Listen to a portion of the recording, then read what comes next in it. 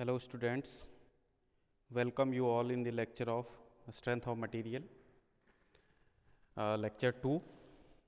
In the last lecture we have discussed the what is load and the classification of load. Today we are going to discuss stresses and various types of stresses. Okay, so first of all, what is stress, what is the unit of stress, and how the stress is classified. Okay, so stress is defined as, first we are going to discuss stress. Okay, so stress is, as we have already discussed, stress is generally occurring in the deformable bodies, not in the rigid bodies. In deformable bodies, after the application of load there is deformation, and due to deformation there is a strain, and due to strain there is stresses. Okay, so stress is defined as the, I am going to write the definition of stress. A stress is defined as the intensity of internal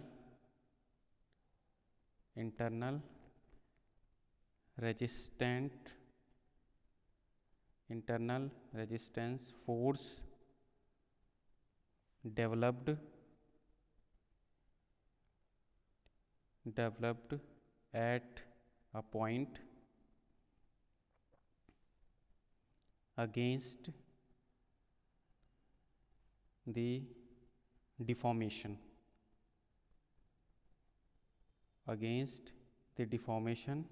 caused due to the externally applied load. Okay, so in this manner we can define the stress. Stress is defined as the intensity. It is the intensity, means magnitude of the internal resisting force. Okay, it is not the external resisting force, it is internal resisting force, and this force is developed at a point against the deformation. Okay, so there will be deformation. Due to deformation there is internal resisting force, and this deformation is caused due to externally applied load. Means we have applied externally load. Due to externally applied load there will be deformation, and due to deformation there will be stresses. Okay, so in this manner we can define the stress. Okay, and stress is the internal resisting force, not the external resisting force. We can say that there is difference between the pressure and stress, where pressure is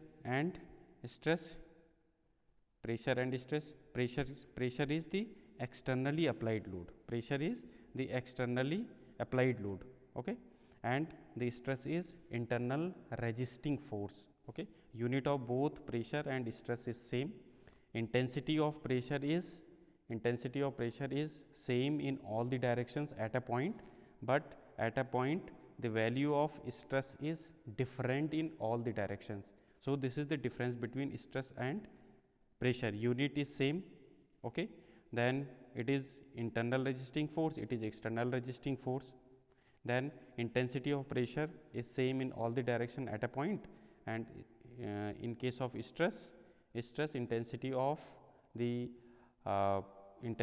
stress is different in all the directions. Okay, so now we are going to formulate the stress. How we are going to formulate the stress? Let's say we have a member whose cross sectional area means the dimension perpendicular to the length. Cross sectional area is constant. Whose cross sectional area? This is the cross sectional area, and this area is constant throughout the length of the member. Such members are known as the prismatic bar. Prismatic bar, prismatic bar. This is the prismatic bar. Prismatic bar or prismatic member are those member whose cross sectional area is same throughout the length. So with the help of that one we are going to formulate our stresses. Okay, so now we have applied one externally applied, we have applied one external load. Okay, so we have applied one external load. Let's say load is P. Okay, because we have to apply the stress, we have to apply the externally load. Due to external load there will be deformation, due to deformation there will be stresses. Okay, now we have applied the external load, and analyzing the member we have to cut the member in two sections. Okay, now we are cutting the member in two sections. Okay, we are cutting the member in two sections so that we can draw the free body diagram. With the help of that one we can calculate the value of stresses. Okay, so this is the free body diagram of one section which is in the right hand side, which is in the right hand side. So this is the externally applied load. Okay, and there is some resisting force, because we have drawn the free body diagram of two sections 1 and 2. We are taking the section 2, so there will be some resisting force. Now these resisting force, let's say the total resisting force is F. Total resisting force is F. We have taken one area, small area, total area of the member is, let's say, A, and on this small area we will have one differential value of the force, because the total force, resisting force, is distributed in the area. Okay, so let's say it is coming delta F, area of the member is delta A. So we can say that stress is equal to delta F divided by delta A. Okay, force per unit area, but this force is not the externally applied force. Okay, generally we write that it is externally applied force because in a member externally applied force is equal to the internal resisting force. So till now for the stress we have to take care of the internal resisting force, delta F divided by delta A. Okay, then we can write sigma is equal to limit. Now we are taking delta A tends to 0, delta F divided by delta A. Here we can write sigma is equal to dF divided by dA. Okay, from here we can write dF is equal to sigma into dA. By integrating the equation in both directions, this will come F is equal to sigma into A. Integration of dA is, it will give the total area. So from here we can write sigma is equal to F divided by area.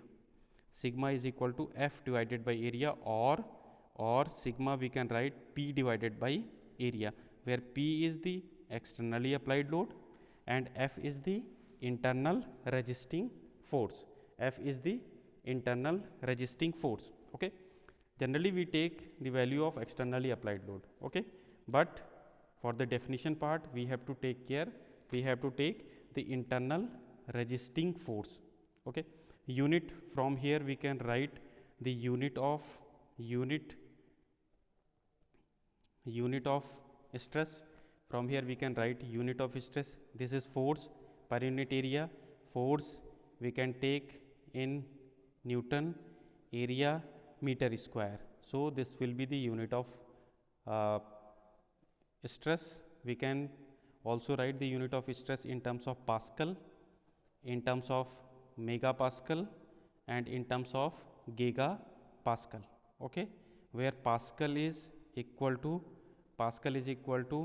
1 Pascal is equal to 1 Newton per meter square. Okay, 1 Pascal is equal to 1 Newton per meter square.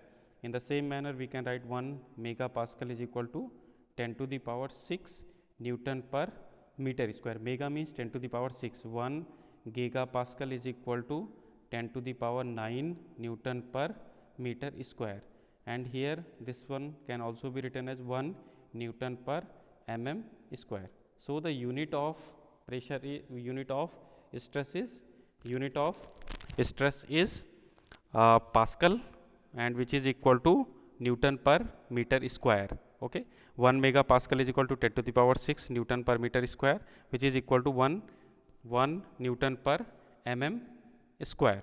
Okay, so this is the value of stress, and the intensity of stress is defined as the intensity of internal resisting force per unit area.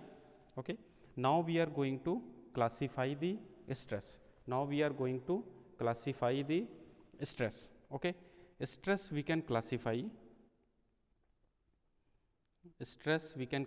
as we have discussed, as we have classified our load. In the same manner we can classify our stress. One type of stress, generally we have two types of stresses. Okay, one is the normal stress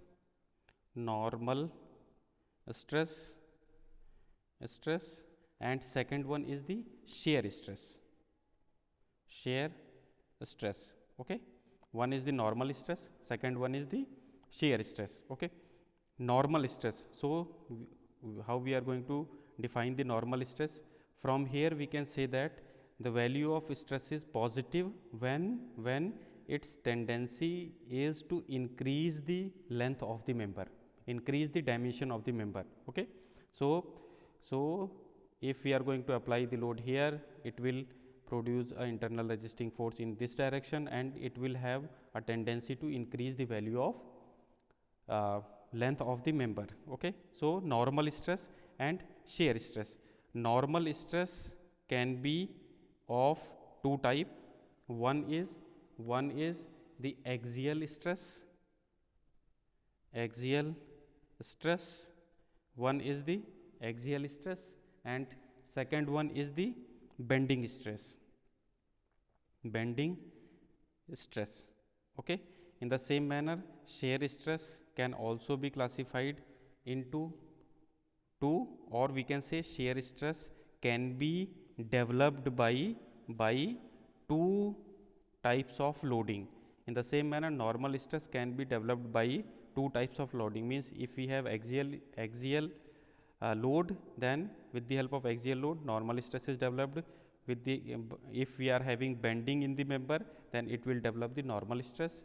Okay, then here shear stress can be classified. One is the direct shear, and second one is the torsion. Okay, so torsional, we can say torsional shear stress. One is the normal shear stress, second one is the normal stress. Then shear stress, normal is having two parts, axial and bending. Shear is having two parts, direct shear and torsional. Okay, and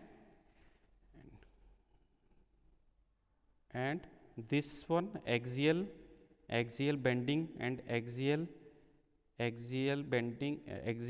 stress and bending stress can be tensile in nature or compressive in nature. Both we can have possibility of tensile and we can have possibility of bending also. Okay, now this part, bending stress and torsional stress, we will discuss later on. Till now we can say that bending, due to bending the stress is developed is the normal stress, because we have to discuss these two topics in unit 3 or unit 4. Okay, so there we will discuss in detail. Till now we can say that the bending, due to bending the stress is developed is the normal stress, and due to torsion the stress is developed is the shear stress. Axial stress is nothing but this type of stress. Okay, so the normal stress means, now we are discussing normal stress.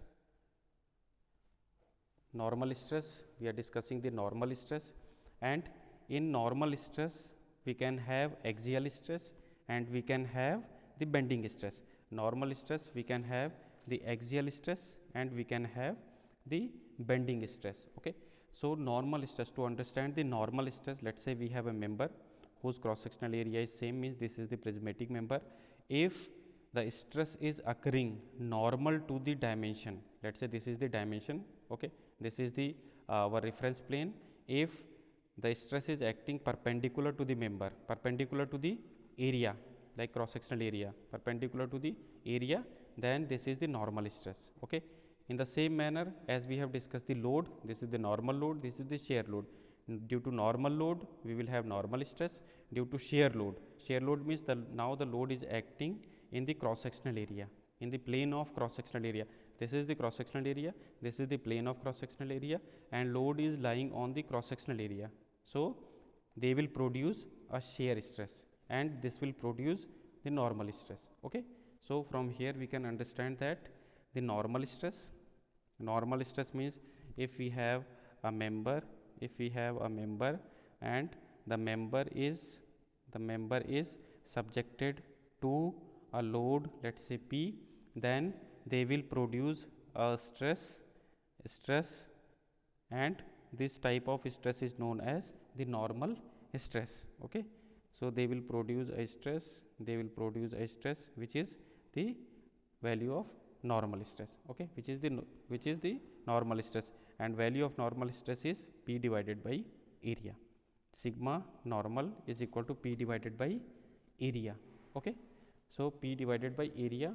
Now this bending part, when the member is having bending, due to bending the stress developed is the normal stress, that part we will discuss later on, and this one due to torsion we will have shear stress, we will discuss later on. And the normal stress can be tensile in nature and compressive in nature. Tensile nature is the nature when the tendency of the stress is to increase the length of the member. So this is the tensile. If the tendency is to decrease the length of the member, such stresses are the compressive stresses. Okay, as in case of load also, if we are having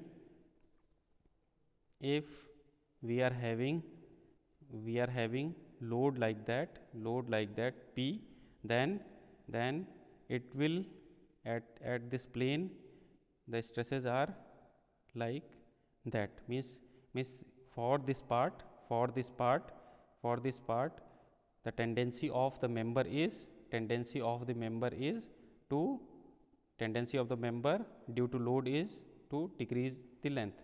Okay, tendency of the load is to decrease the length of the member. So this one is the tensile stress and this one is the compressive stress. Okay, so now we are going to discuss the shear stress. Shear stress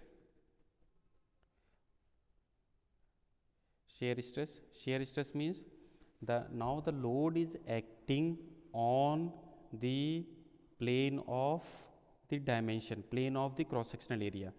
Let's say if we are talking the cross sectional area, then the load is acting on the cross sectional area, or the stresses is acting on the cross sectional area. If we are having this dimension, then the stresses are on this plane. Okay, stresses are on this plane, or we can say that normal stresses are the perpendicular to the cross sectional area and shear stresses are parallel to the cross sectional area. Okay, now shear stresses can be developed due to direct shear load and torsional conditions. Okay, so we are having direct shear and we are having torsional shear stress. Direct shear means, now let's say we are having this type of member, cross sectional area is this one, perpendicular to the page, and if the load is acting like this one, as I have discussed yesterday or in the last lecture, this due to this load, let's say the value of load is P, because the load P is acting in the cross sectional area, due to this one we will have shear stress. Okay, And variation of shear stress, variation of shear stress is the parabolic in nature. Variation of shear stress is parabolic in nature. This part you have to remember that. Okay, and this one at this point, and this normal stress is generally we signify with the help of sigma, and this is with the help of tau. This is with the help of tau, this is with the help of sigma. Okay, now due to parabolic nature, here we are having the value of stress is same throughout the cross sectional, throughout the variation is linear, variation is there is no variation, means the value is constant. Here we are having variation. Okay, so this at this point we will have one tau max, tau maximum, and if we are drawing, if we want to convert the variation, if we want to convert the variation in this manner, means there is when if we want to convert this one in this way, because we have to take the constant value throughout, so we have to multiply it by tau average. K is equal to, means tau maximum is equal to K into tau average, and this value is tau average. So if we want to convert into maximum to tau average, so we have to multiply by a factor of K. This K factor is very very much important, because in several exams, competitive examination, they asked for the value of K for different cross sectional. Okay, if the cross section is circular, cross section is circular, then K, the value of K is 4/3. If the cross section is rectangular or triangular, rectangular or triangular, then the value of K is 3/2. Okay, these two values have been asked in several times in competitive examination. So just remember that due to direct shear we have parabolic variation, and that variation we can convert into tau average by multiplying a factor K, and the value of K is 4/3 in case of circular section, and K is equal to 3/2 in case of rectangular and triangular cross section. Just remember that this is the cross section is the rectangle. Okay, so we will take the K is equal to 3/2. If the cross section is triangular, then we will take 3/2. If the cross section is circular, then we will take K is equal to 4/3. Okay, so this part we have covered. Now the torsional shear stress we will discuss while discussing our main topic. Okay, so now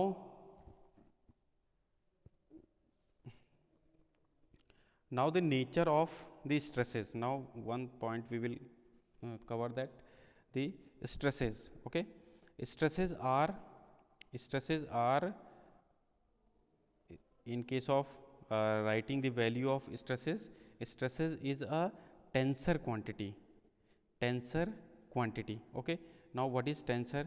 We have scalar quantities, we have vector quantities, and the next is we have the scalar quantities. Okay, we have the vector quantities, we have scalar quantities, and the next part is the higher value is the tensor quantities. Okay, now the scalar quantities we only required like the length, we only required the magnitude.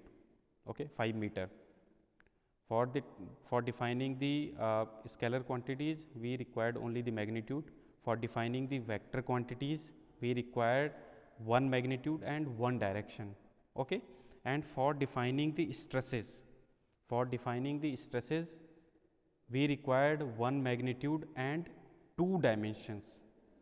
Okay, just remember that we required one magnitude and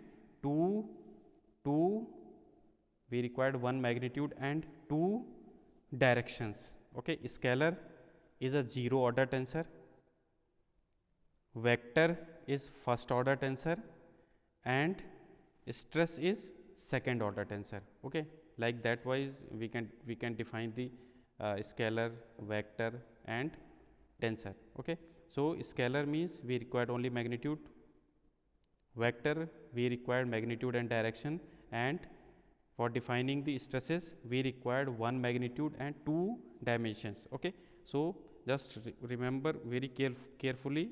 Okay, sigma, it is stress is defined as sigma, and here the bottom side we will write two dimensions. By this manner we can write the value of stress. This sigma is the magnitude, and this one will give sigma is the magnitude. Here is the first dimension, here is the second dimension, here is the second dimension and first dimension. Now what are those two dimensions? Okay, let's say we have a rectangle, a member like that. Just be careful that how we are going to draw our member. Let's say this is the member. Okay, this is the member.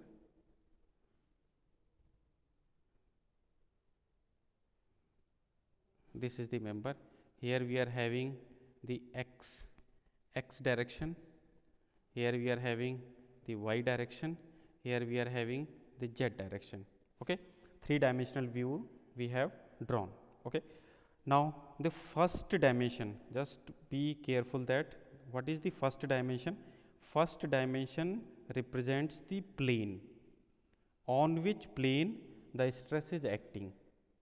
Okay, what we are discussing now, we are discussing how to define the, how to designate the stress. Okay, first we required magnitude. Okay, like magnitude is 5 megapascal or 5 pascal. Okay, now second one on which plane it is acting, and third one is on which direction it is acting, on which direction it is acting. Okay, plane and direction. Now plane, how we are going to define the plane, direction of plane?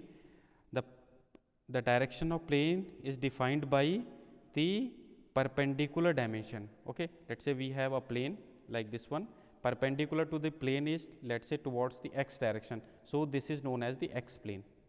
Perpendicular to this plane is towards the y direction, so this is the y plane, and this one is the perpendicular to this plane is towards the z direction, means this is the z plane. So this is x plane, y plane, z plane. Okay, x plane, so we have this plane is the x plane.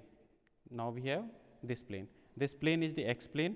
On x plane, and stress is acting towards the x direction. Here we can say that stress is acting towards the x direction, and on which plane it is acting, that is the x plane. First we will define the plane. On x plane, stress can act on the x direction, y direction and z direction. So we can say this is the sigma x plane, x direction.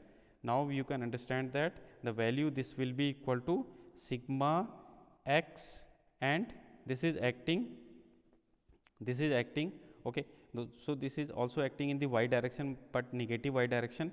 We can take this part also, sigma x y. Okay, and this will be equal to the third dimension on the x plane, sigma x z. So if we are taking the x plane, on x plane we can have x direction, y direction and z direction. So the stresses on x plane will be equal to like that, sigma xx, sigma xy, sigma xz. In the same manner on the y plane. Okay, this plane is the y plane. Okay, I will draw the fresh diagram. On the y plane we will have in the same manner we can have y dimension. So this will be equal to sigma yy, this will be equal to sigma y plane x direction. Here we will have sigma y plane z direction. In the same manner we can draw for this one, this plane also. So So we can say that for defining a stress, we required one magnitude and one magnitude and two dimensions. Okay, from here we can draw the stress matrix. Okay, कैसे लिख रहे हैं हम? How we are going to write sigma for 3-dimensional? Sigma for 3-dimensional, we can write sigma xx, sigma x y and sigma x z. Okay, so by this manner we are writing this one. This one is the stresses on x face or x plane. Okay, here we can write x sigma y x, sigma y y, sigma y z, means these are acting on the y face. And for the z face we can write sigma zx, sigma zy and sigma zz. So this is known as the stress tensor, and this one is acting on the z face. Okay, so this is the, we are having 3 cross 3 matrix.